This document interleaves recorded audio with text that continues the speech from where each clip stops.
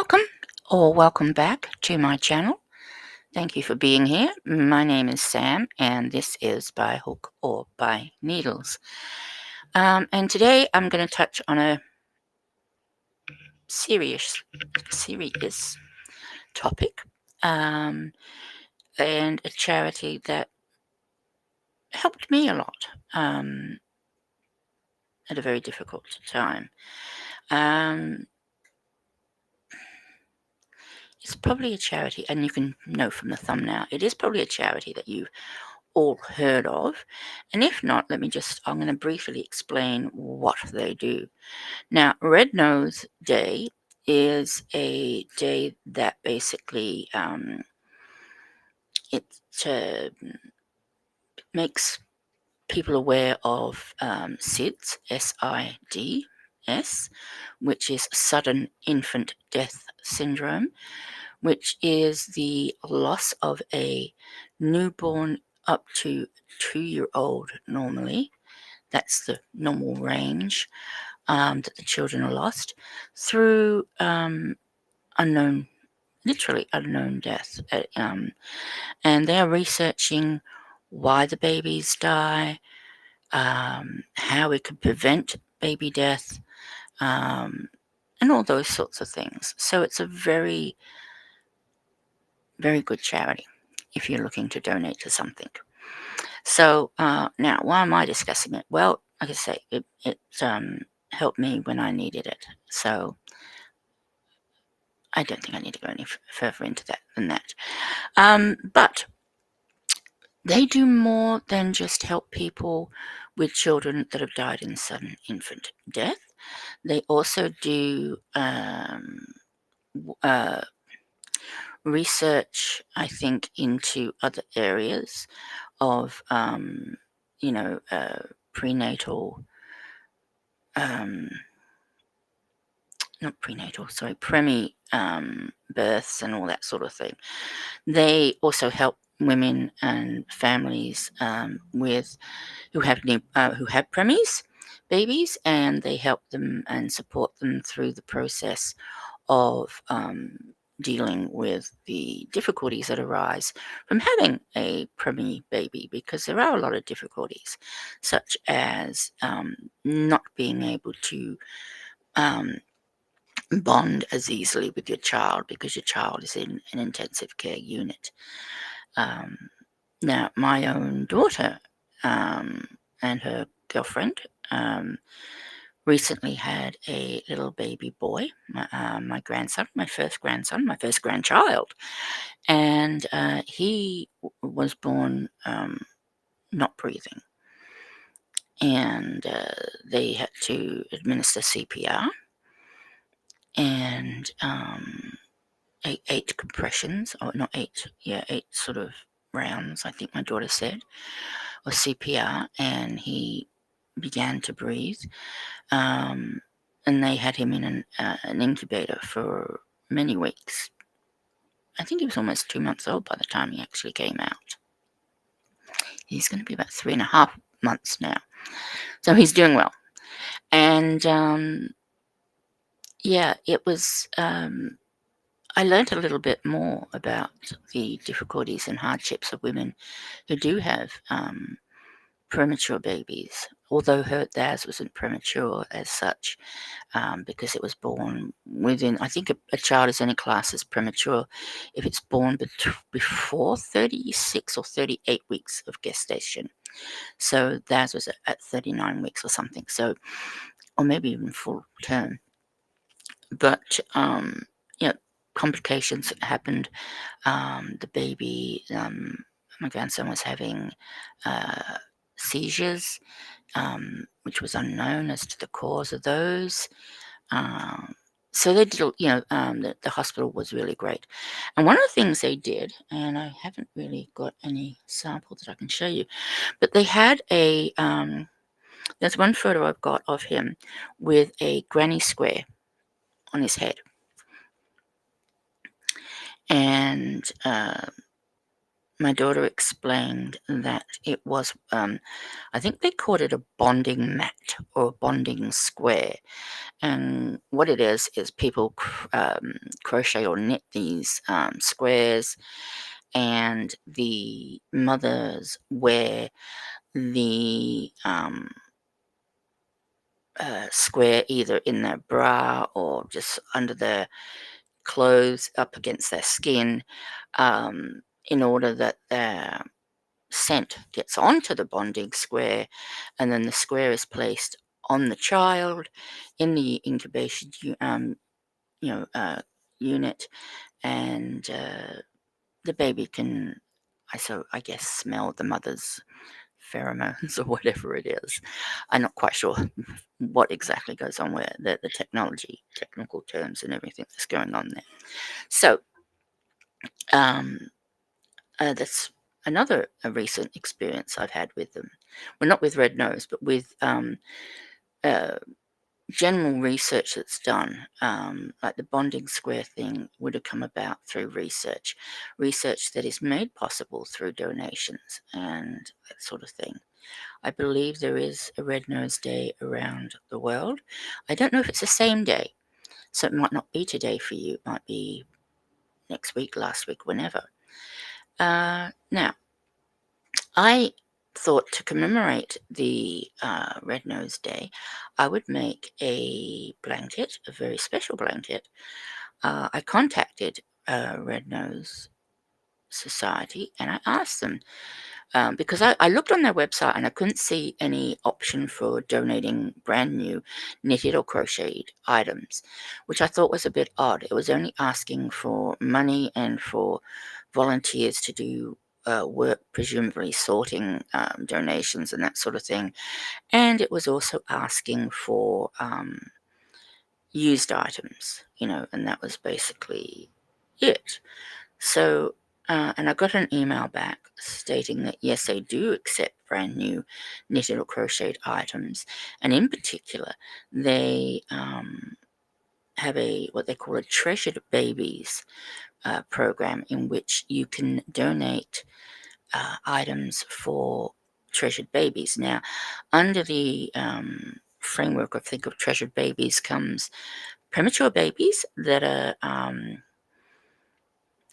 in ICU or NICU. It's also preemie babies that are stillborn. It is also full-term babies that are stillborn.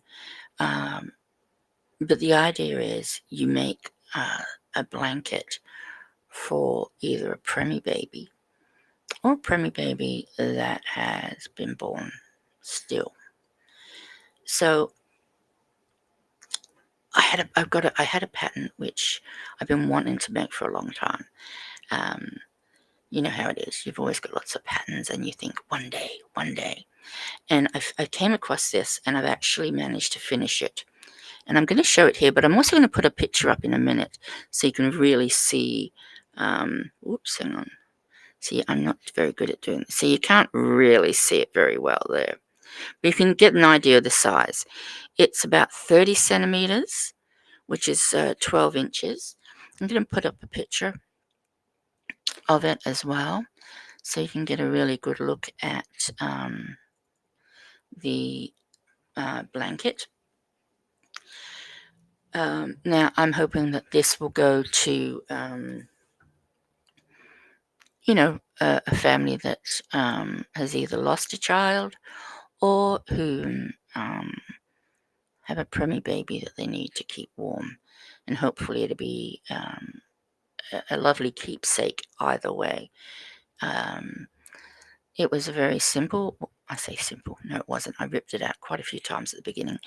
It's a very lovely pattern from Sirdar, Sirdar, called Heart Shawl, or Heart's Shawl. Although it's called a shawl, it is actually a baby blanket. But obviously it was a large baby's blanket. So instead of doing, I can't remember how many repeats it was, I just did the one repeat. And then I picked up stitches all the way around the lacy part that you see in the center. and I just crocheted a ribbed border on it to increase it to 30 odd centimeters so that it was the appropriate size. They said 30 centimeter, I think, was for 20 to 25 week um, gestation births. So that's the blanket that I made. And I also want to share with you um, a little bit of information on the Treasured Baby program that the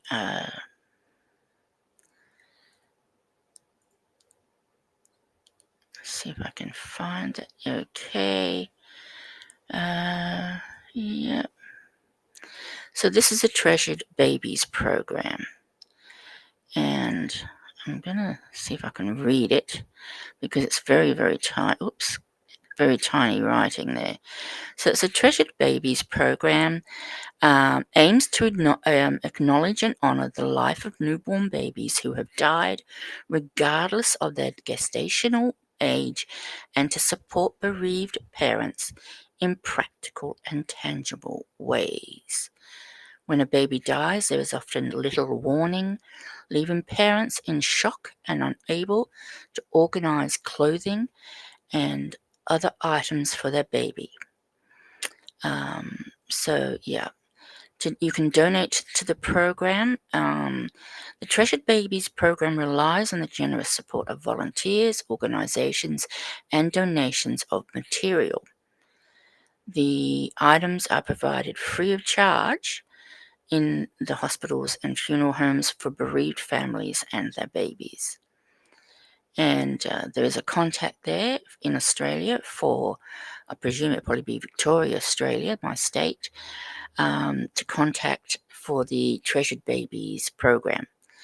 Now, what they actually do is they will donate gift makers, volunteers, Spotlight vouchers. So they're vouchers for materials that they can buy from Spotlight.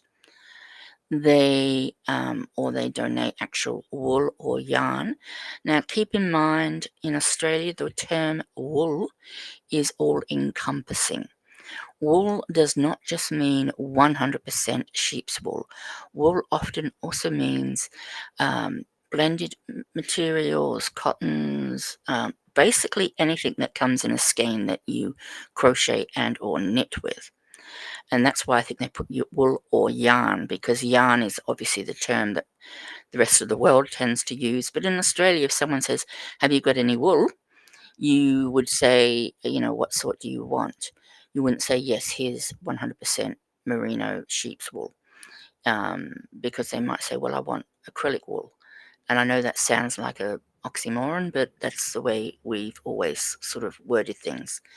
Um, they will also donate fabrics to people to make things with, for quilting fabrics, polar fleeces, and that sort of thing. And this one I find quite sort of interesting is angel boxes materials. And what they actually do is they've got satin or wedding dresses and or materials. So people actually will donate wedding dresses to be cut up and form into less coffin shaped or coffin like um, containers, for want of a better word, sorry, for burial. Now, I've seen some photos of some really lovely boxes, and they give you the measurements that they would like the boxes to be made. But I've actually seen some boxes made, crocheted boxes made, and they just look like little cribs. And they sort of, you can hold them in one hand. They fit in one hand, and they've got like the what do you call it? The hood. The hood. It's like the top of a pram where it's got the part where the baby lays, and then it's got a hood. Um, you know, uh, which would cover the baby's head. So I've seen those. They're lovely. They've got packing wrap and packing foam or similar. These are things that they will donate, that they will give to makers, for the makers to make these things and then obviously send back. And if and it says to send donations and materials, contact this lady. I haven't contacted her yet, but I will contact her about my blanket and see what other sorts of things that they really are urgently in need of. But you can also volunteer time, as it states here. But for sorting stuff and sending out packages and putting them together, because I just read further up that they do send Australia wide. But yeah, and it's asking you there to register to become a volunteer. So I certainly will do that at some stage. The other thing I particularly liked about Red Nose that I noticed is that I was looking on the main site, not the Treasured Baby site, because I didn't realize there was a Treasured Baby section. And they were talking about the fact that they will collect from your home. So if you've got, like if you've got, I don't know, a few kids and they've all outgrown all these clothes, you've handed them down as often as you can, or, you've got no more kids left, and you bag up all the clothes rather than send them to the tip or send them to wherever, you can have the Red Nose Society come and collect them directly from your home. You can arrange a pickup. I presume that you will just fill bags and you will leave the bags by the front door. Apparently, I was reading on the site that they are not allowed to come onto your property unless you give them permission to take the bags. So that's why you have to arrange a pickup. In Australia, we often have plastic bags, or we used to. I don't think I do it anymore, probably because of the plastic bag thing. But they used to put plastic bags in your letterbox with a information tag around it saying, we will pick up this bag. Please leave it on your nature strip. Fill it with, disused electrical goods that are working, clothes you no longer wish to have, um, and all this sort of stuff. And yeah, so that's what they used to do. But now, so they used to just go along the road and pick up the bags from outside people's houses. But now, if you need something picked up from you, they will.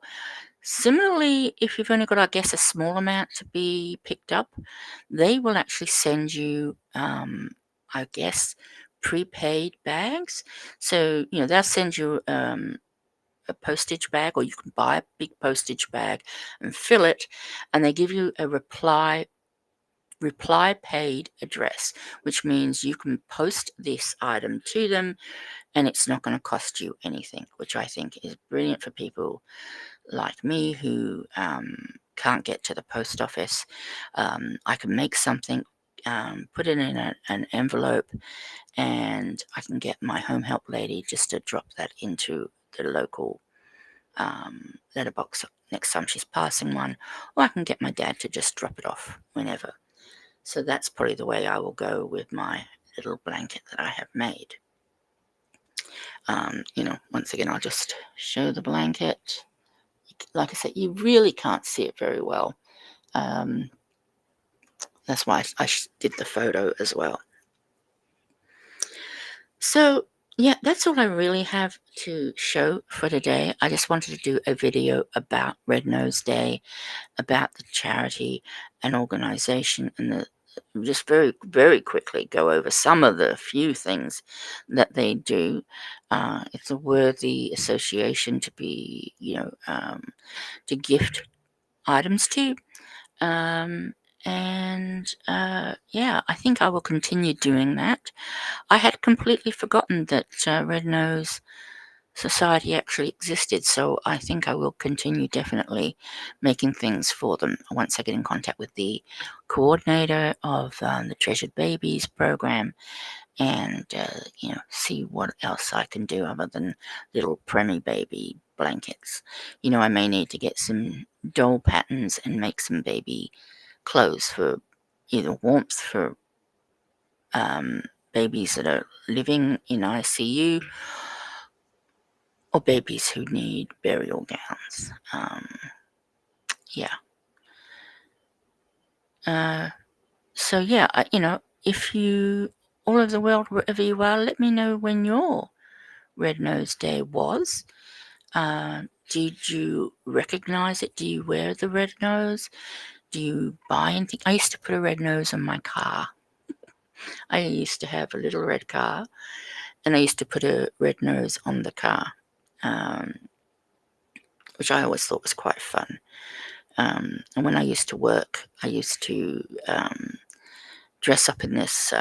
It was like a onesie, and but it was very clown-like. And I used to wear the red nose, and I used to wear the clown makeup as well, all day at work for Red Nose Day, just so that people would sort of say, "Why is she dressed like a clown?" And someone could say, "It's Red Nose Day." And it just brings awareness to the charity, which I would like to think then brings people to saying, "Oh yeah, okay, I would like to buy a red nose or a pen or a brooch or whatever the case may be. Anything and everything you can give is always appreciated." Well, thank you for watching. I'm going to leave it there. Yeah, a little bit of a, less cheerful sort of topic today, but a very important one. I think you will agree. Okay, take care, everybody, and bye for now. Thank you again.